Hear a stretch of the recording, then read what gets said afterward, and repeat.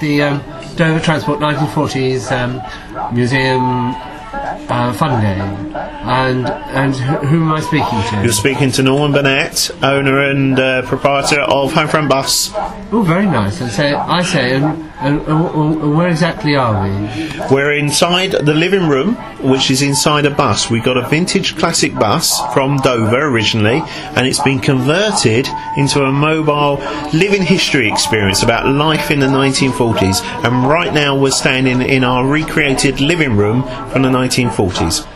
Liz Marr, what features would you say were the most resonant to the age?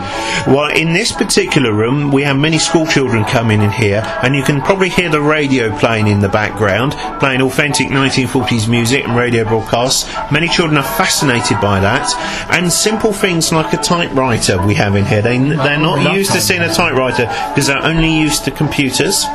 We have the window we can see has got tape in it, and we challenge the children to work out why there's tape in the windows, because they can't work out why that's there. Why is there? Well, it's there in case there's a bomb blast, and it's to stop bits of glass shattering across the room and injuring people. That's really terrible, really, isn't it? It is. So what would this be like the German coming over with the Luftwaffe coming over, would it be? It would have been terrifying. So this like little house inside a bus is actually what, a little house in, say, central London? Well, yeah, typical house in the 1940s that could have been in Blitz. Yes, maybe in London or in Kent, anywhere in Kent. But we don't just have the house. We have a recreation of a shop.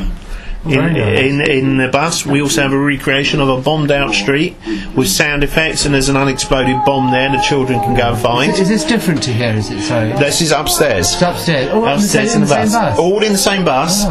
And we also have an air raid shelter in the same bus where they can go and hide if they hear the sound of the air raid. They did that at the Discovery Centre. They had a make-up of the 1940s London street. Right. Yes, probably very similar. So the height of presumably the height of the ceiling isn't always so small. In the bus? In the British Home? In the British Home they'll be a bit higher, but this is a typical old 1960s bus from Dover you're standing in, and this was as high as it gets. It's just right for the children, isn't it? Yes.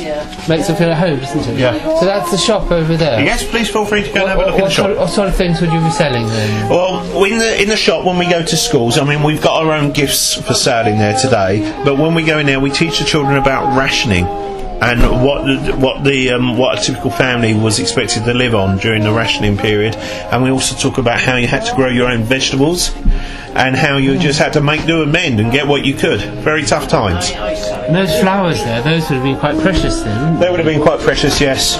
We cheat with those, they're not real. Flowers are pricey nowadays anyway. They are.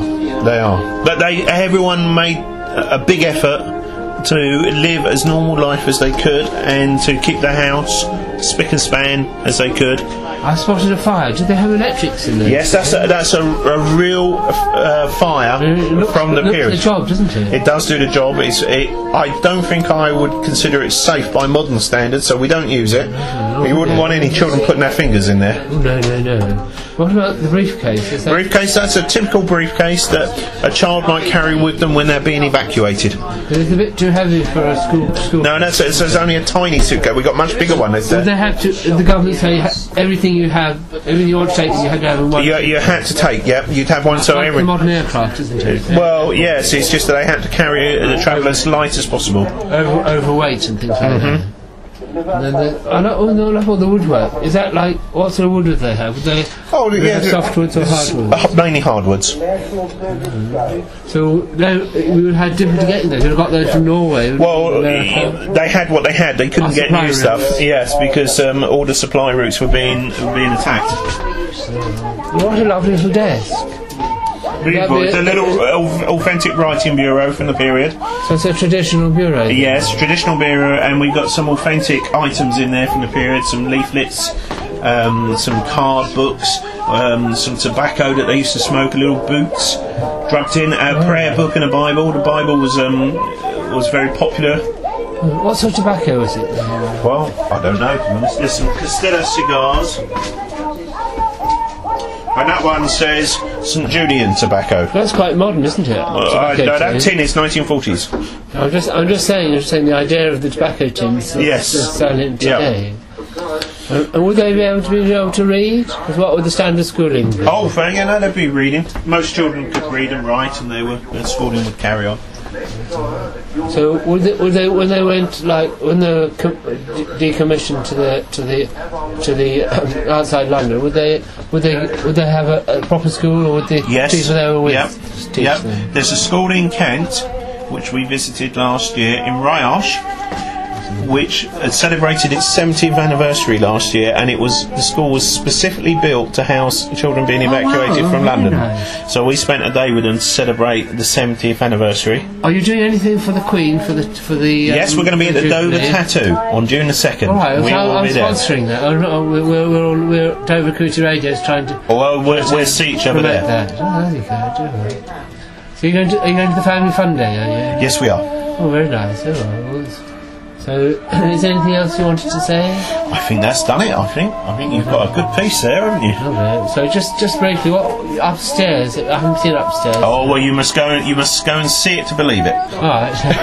Shall I call our interview to a close there? Shall I? Yes, if you like. I think you do. Is there anything else you want to say? I don't think. See you on June the 2nd at Dover Tattoo. All right. Yes, please. Thank you. Thank you very much. Signing off. Simon Patrick, Dover Community Radio. You're welcome.